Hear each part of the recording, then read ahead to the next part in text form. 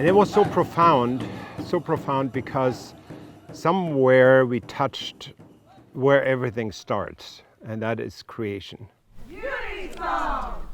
It was an experiment, and we had no idea. It was just, we never had a rehearsal before.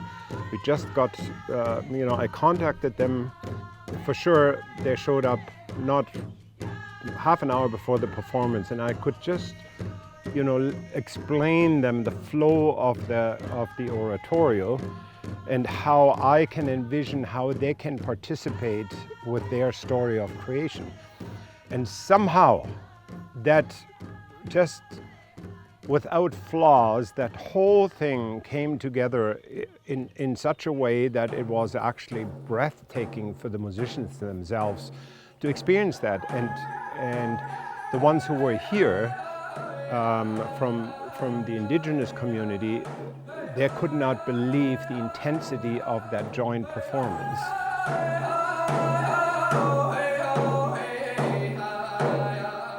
Everything depends on the conductor. However, in the performance with the natives, it didn't start with the conductor. It started with the drumming, it started with the heartbeat. Yeah. So that is the big difference. You don't have this performance mentality, people clap, everybody sits down, everything is quiet, conductor comes and starts the music. This one evolved out of the process of the drumming. Out of that, we become one, because that determines then how the orchestra starts. And especially with Haydn's creation, where it talks about the water and talks about the land, talks about the plants, talks about the moon, the sun. All these things come together as one. And they come together out of the heartbeat.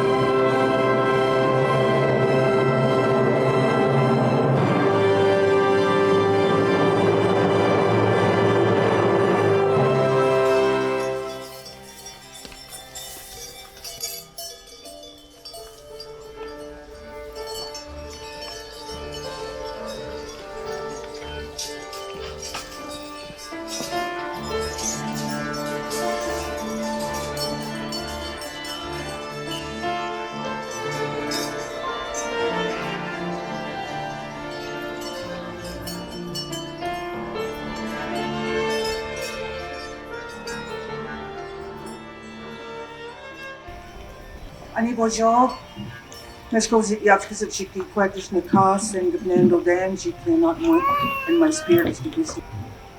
My name is Strong White Buffalo Woman. I'm from the Loon Clan. My helper is the turtle, and I have the spirit of the grizzly bear. The name I walk with also is Shirley John, Ojibwe Mohawk from Saugeen First Nation. I'm grateful to be asked to be here this evening to do the work I need to do with the water blessing and that. I say, thank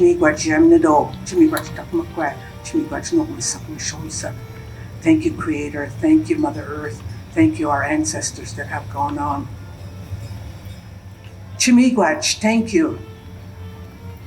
Thanksgiving address to the natural world, the people. Today we have gathered and we see the cycles of life continue.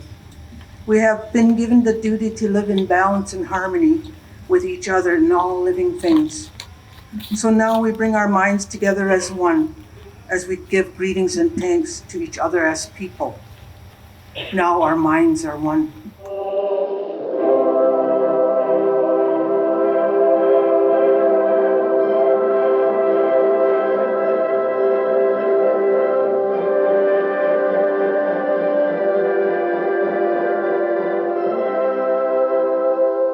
A weekend in August, over a year later, finds Michael Schmidt conducting the Kitchener-Waterloo Symphony Orchestra and Chamber Choir in a production of Haydn's Creation in his barn.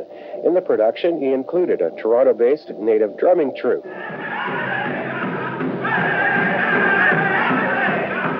The council fire and drum troupe performed a native version of creation interspersed with explanatory narration.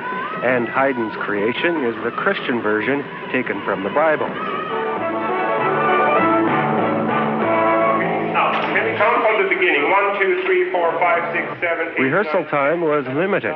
Schmidt explains the production is an effort to promote greater understanding between the two cultures by bringing them together in a cultural endeavor. Where's the differences between the natives and the Western culture? So somewhere we touch each other, and that is in the beginning. So to get these different views, but with that common ground we have, that somewhere the world had started. And just putting it side by side without judging it eventually helps us to get an understanding what their culture is all about and our culture is all about. Maybe it is not so far apart than we think. The musicians believe in the concept. Like the Haydn creation is the biblical account of, deals with, it's a description of the biblical account of creation. And we're just kind of fusing that in with the native Aboriginal kind of account. And finding out how they musically can portray the story of creation, and to compare that to Haydn's version will be, it's very unique. I'm not sure if anybody else could have thought of it. People packed the barn for the two performances. The limited rehearsal time meant the orchestra and choir and native drummers were together on stage for the first time at the actual performance. Schmidt said he himself wasn't sure exactly what would happen. He only hoped a few people came away with the message he was hoping to get across. And by all accounts, he was successful. The astonishing response that the native group got from this mixed audience, it was a most powerful message of unity and mutual understanding. And the drummers were equally excited at the idea of bringing people together through music. It's from the heart. So, uniting two different kinds of music that come from here, well, that's a good cause. A few days after the performance, Schmidt was able to take stock. He described himself as elated, humbled, and grateful with the results. And I think that can give one a great encouragement to deal on different levels with the question of how can we meet each other, the native culture and the Western culture, in a peaceful way.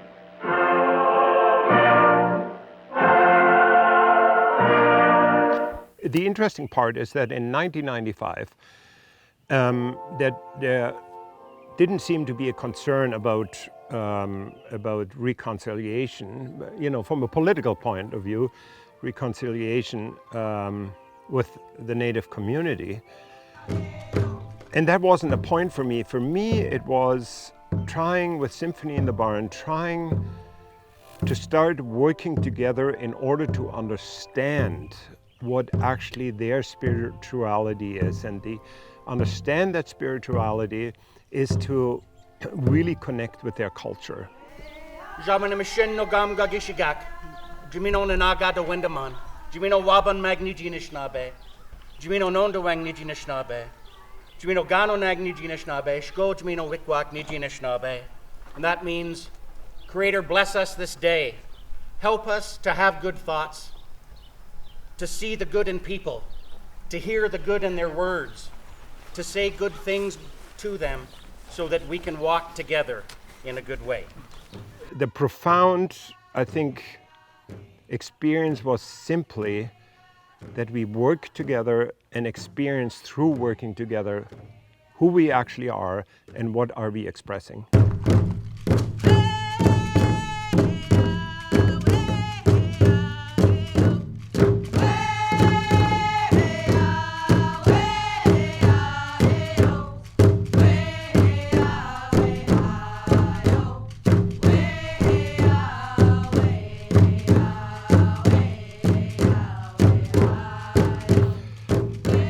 For the indigenous people, I think they didn't know what to expect.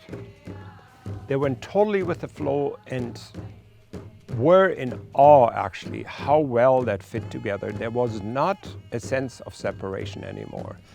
There was a total sense, and what expressed itself was that we had a fire outside, and they went out and started drumming after the performance. And then almost the entire audience joined in and were dancing around the fire. So there were 300, 400 people dancing around the fire, and that wasn't planned. That just came out of that performance. And in a way that gave me hope, that gave me an encouragement that this is the right path. You know, we cannot change who we are. So let's understand each other through music, through the rhythm, through our relationship to each other.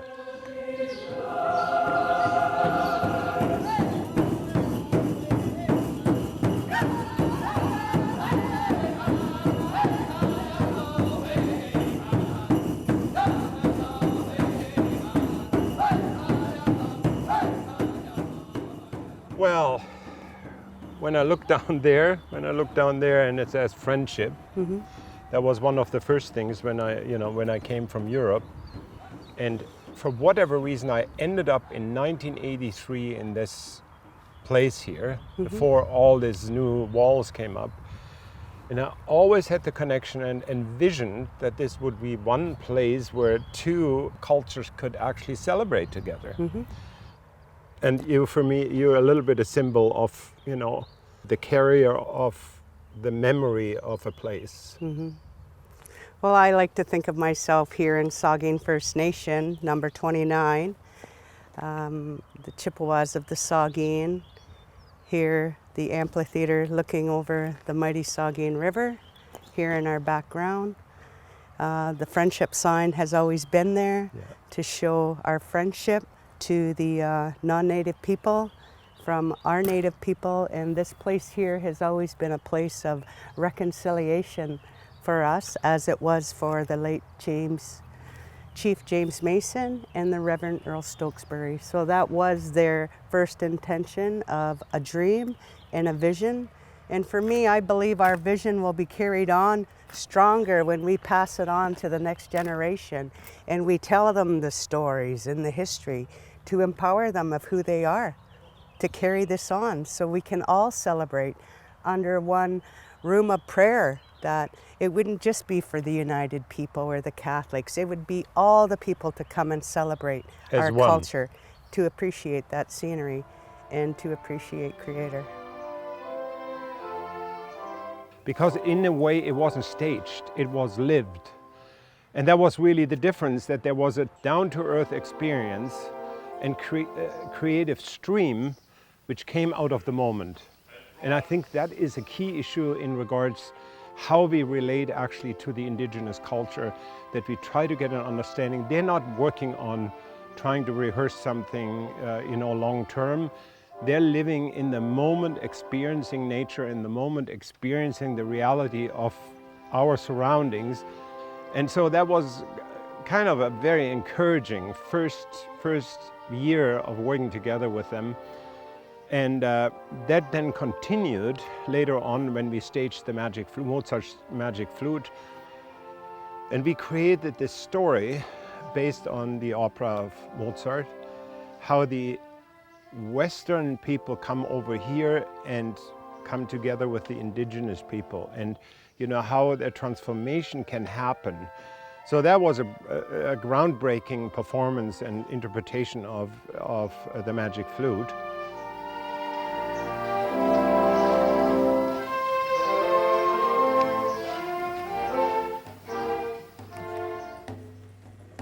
So in 2003, we revisited the creation, and this time we actually went further, that it's not, just what comes out of the creative stream of the indigenous people, but we actually had a classical trained ballet dancer was performing with the symphony, her dance, but totally influenced by her understanding of the nature spirits and the tradition. So a real contrast to the native dancers and the native dancer who dances to Western music.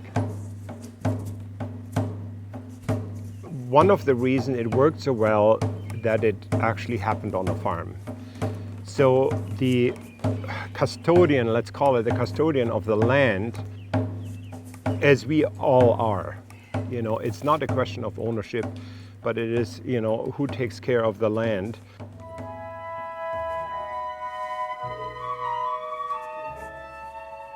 Well, our approach to farming is that we look at the land as a living entity. We look at the plants as a living entity, the animals naturally, but we also look at the rhythm, you know, you can call it the cosmic rhythm. You know, what is actually rhythm? And I use that example when you have a child go on the swing. You know, at the beginning they have no idea, and it's really hard for them to understand this force. And then once the rhythm is going, you're suddenly realizing you're working with nature. And there's so many rhythms in nature. There's the moon rhythm, there's the seasonal rhythm, there's the daily rhythm. The approach is, what can I do that you actually are willing to give?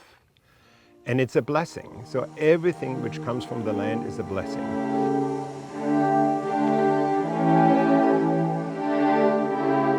I constantly ask myself, what is my role as a farmer? And I look at it that actually farming is one of the most spiritual, practical works you can be engaged in. Because you need that spiritual understanding of what nature is all about. But how to convey that to people who are not able to experience that, the practical experience of farming, is in effect music. Because then the transformation happens from a spiritual experience into a soul experience, because the soul starts ringing. And when that happens, then people open up. That opens up basically the heart forces.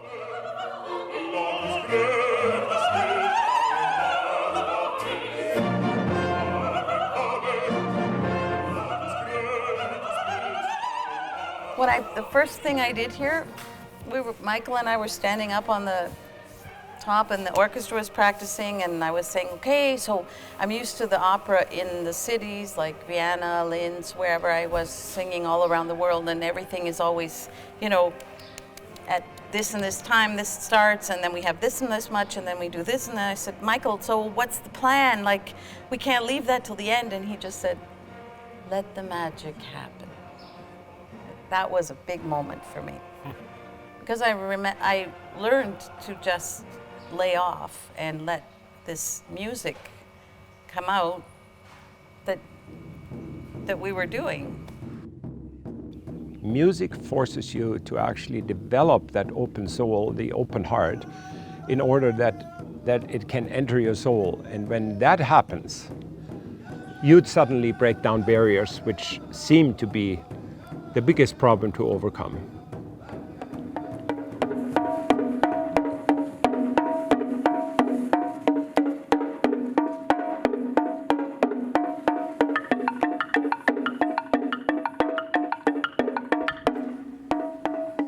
Where are we actually connecting in regards to the different cultures we're coming from? And the one thing is the rhythm in nature, the rhythm in music, and the rhythm in what we do as farmers. They are so closely connected, so that I always question myself, was I a musician first, or was I a farmer first?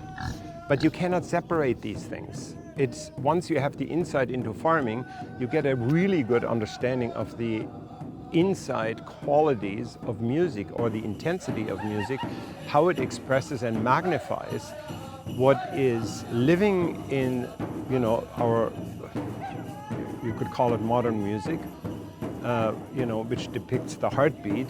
And when you relate that to music, everything is related to your heartbeat.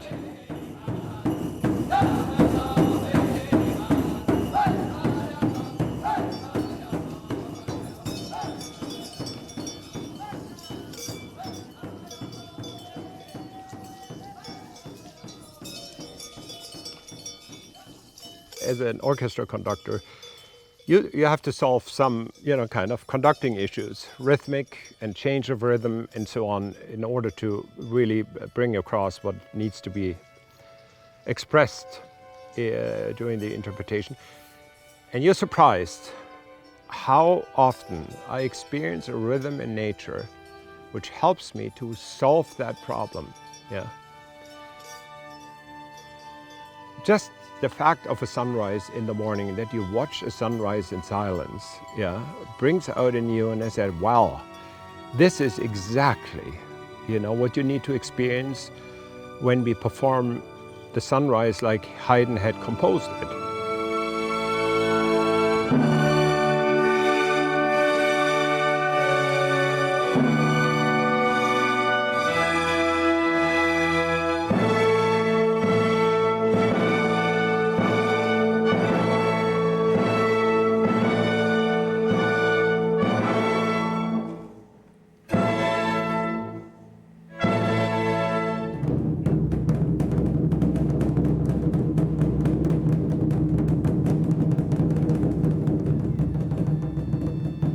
And carry a joint vision.